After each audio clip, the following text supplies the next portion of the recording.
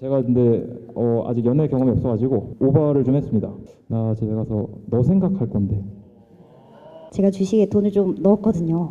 반토막이 납니다.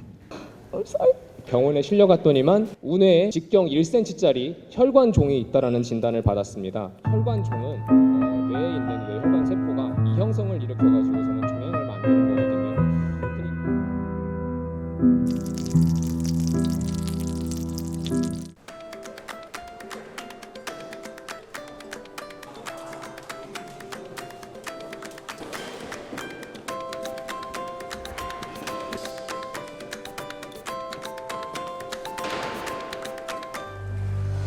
실패 주간은 우리 사회가 성공의 이야기는 넘쳐나는데 실패에 대한 이야기는 많이 없는 것 같아요. 카이스트 학생들이 일상에서 혹은 삶에서 어떤 실패를 경험하는지 우리가 한번 모아보고 이걸 한번 드러내보자. 각자 혼자서 뭔가 힘들어하는 것이 아니라 어떤 공동이 공감할 수 있는 경험을 공유하고 있다라는 메시지를 전하고 싶었습니다.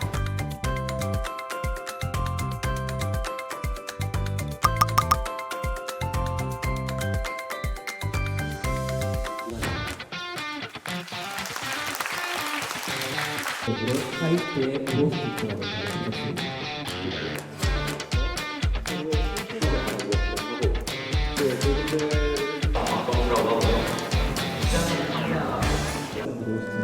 왜냐면 고등학교 때부터 저는 진짜 student in Christ, the beauty of this Nakhon comes from the fact that 그러면 성공했는지 실패했는지 여쭤보면 기분이 되나요? 오늘의 행사는 성공적인 것 같습니다. 그런데 카이스트 학생들이 교훈에 대한 좀 욕심이 좀 있는 것 같아요. 그래서 그 부분은 약간 아쉽기도 하지만 my senior year. 말레이시아가 동성애 For years at time. Well, unfortunately, this is 우리는 이제 친구나 후배들한테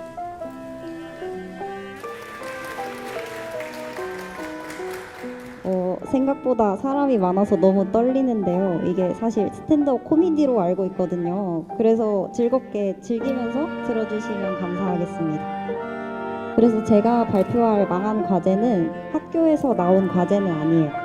이 과제의 시작은 제가 카이스트에 입학한 2020년도부터 시작되는데요. 2020년도에 하루 종일 비대면 수업을 들으면서 굉장히 지루하던 중에 유튜브에서 가장 핫하던 소재가 주식입니다. 이제 뭐 초등학생이 한 달에 1억을 벌었다, 뭐 이런 도파민을 자극하는 소재들이 나오더라고요. 그래서 지루하던 중에 이제 저도 결심을 하게 된 거죠. 나도 주식으로 영앤 리치가 한번 돼봐야겠다. 그래서 이제 주식을 하기로 결심을 하게 됩니다. 그러면 주식을 하기 위해서 가장 처음 필요한 게 뭐냐면 시드머니입니다. 돈이 있어야 주식을 할 수가 있겠죠? 그래서 열심히 시드머니를 모아요. 저녁에도 과외를 하고 주말에도 과외를 해서 열심히 모읍니다. 이 옆에 보시면 제 2021년 12월 캘린더인데요. 아주 평일부터 주말까지 크리스마스까지 아주 빽빽하게 열심히 과외를 해요. 물론 숨만 쉬어도 빠져나가는 잔고들이 있긴 한데요. 어쨌든 열심히 한번 모아봅니다. 그래서 어느 정도 시드머니가 모아졌다 싶었을 때 주식 투자를 한번 시도를 해봅니다. 나름대로 유튜브도 보고 뭐 책도 보고 공부를 해서 엄선을 해서 제가 한번 소신껏 투자를 해봅니다. 그래서 제 포트폴리오에서 가장 많은 비중을 차지하고 있는 주식을 하나 그래프를 가져와 봤는데요. 어떻게 되는지 한번 같이 볼게요. 자, 2021년 초반에 이제 제가 주식을 시작합니다. 그래서 그래프를 보시면 아직 조금 떨어졌지만 버티면 오르겠지? 버텨요. 1년이 지났더니 반토막이 납니다. 제가 주식에 돈을 좀 넣었거든요. 반토막이 납니다. 이제 끝이겠지? 바닥인 줄 알았는데 지하가 있더라고요. 그래서 저는 그만 정신을 잃고 말았습니다. 감사합니다.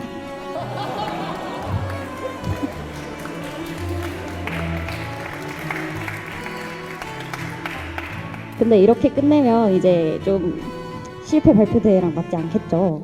그래서 결론은 뭐냐? 중요한 것은 실패하지 않는 것이 아니라 실패했음에도 버티고 딛고 일어서는 마음이다. 진짜 끝입니다. 감사합니다.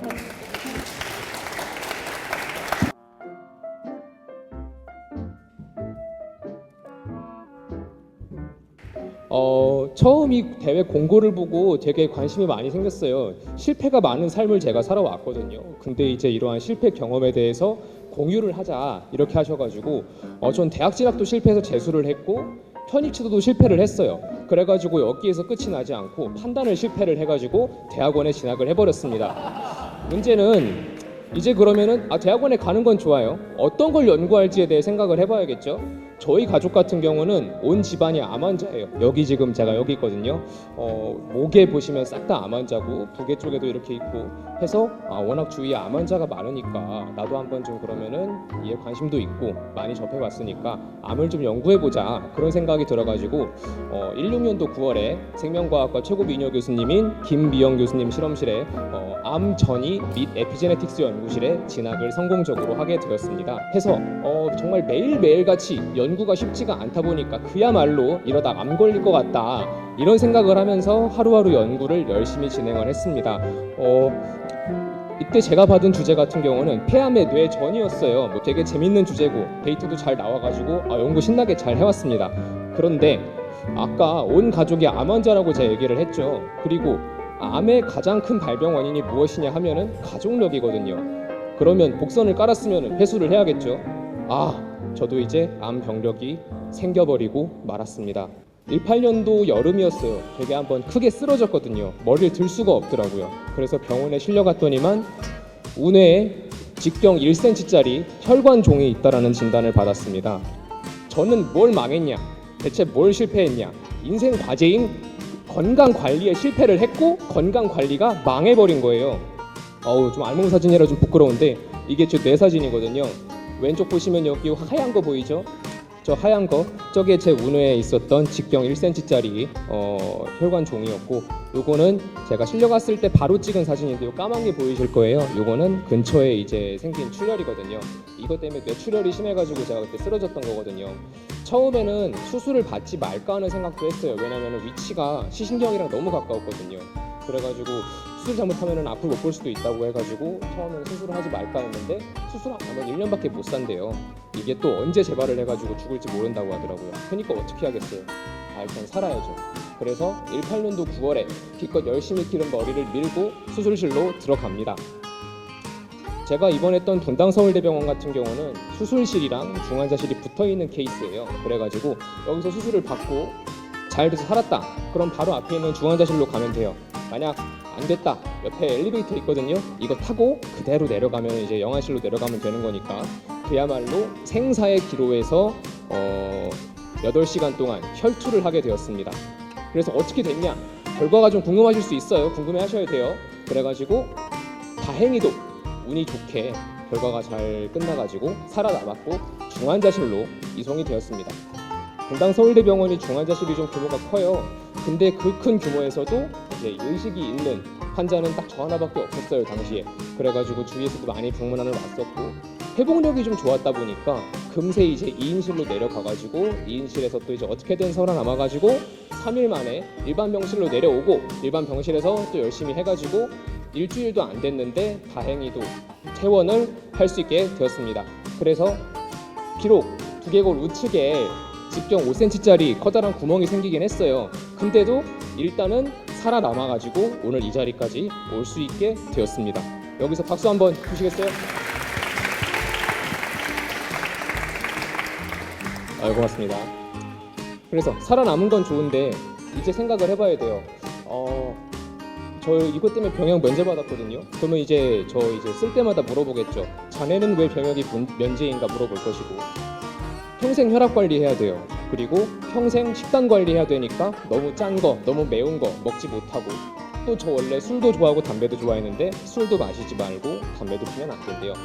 그리고 지금 이렇게 멀쩡해서 하반신 감각도 지금 많이 떨어져 있고 매년 MRI 검진도 받아야 됩니다. 뭐 다 좋아요. 이런 거 다 이런 문제가 있는 건 아는데 다 제치고 만 24세에 뇌질환 환자라는 빨간 딱지가 붙어버린 거예요. 그러니까 이제 생각을 해야죠. 아, 나 이제 뭐 먹고 살지? 저 이제 뭐 해 먹고 살아야 되죠? 여러 생각을 되게 많이 했어요. 그래서 이걸 어떻게 살아야 되나, 어떤 일을 해야 되나 하고 생각을 하다가 교수님, 저 연구 좀 더 해보겠습니다. 이 소리를 한 거예요. 당연히 교수님 입장에서는 어떠겠어요? 이 친구 선 넘네. 대체 왜? 아니, 머리가 한번 그렇게 다쳐가지고 더 못하게 됐으면 하지 말아야 되는데 그만해야 되는 거 아니에요. 근데 이런 선 넘는 부탁을 했는데 교수님께서도 까짓거 한번 해보자. 그래, 어차피 되돌릴 수 없으니까 이미 실패를 했어요. 그럼 어떻게 해야 되겠어요? 죽이 되든 밥이 되든 끝까지 가보자 해가지고 연구를 더 하게 되었습니다.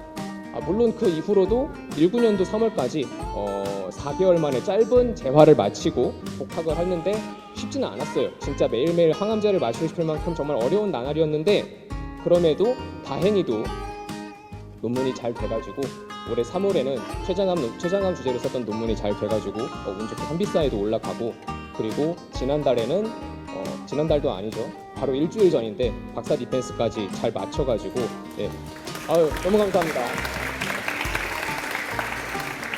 제가 드리고 싶은 말씀은 별게 아니에요. 사실 사람만 있으면은 어떻게 보면 되게 많이 불합리한 조건도 있었고 끔찍한 일이 많았는데 어떻게든 제 목숨줄 붙잡고 사람만 있으니까 그거에 대해 가지고 어떻게든 된다.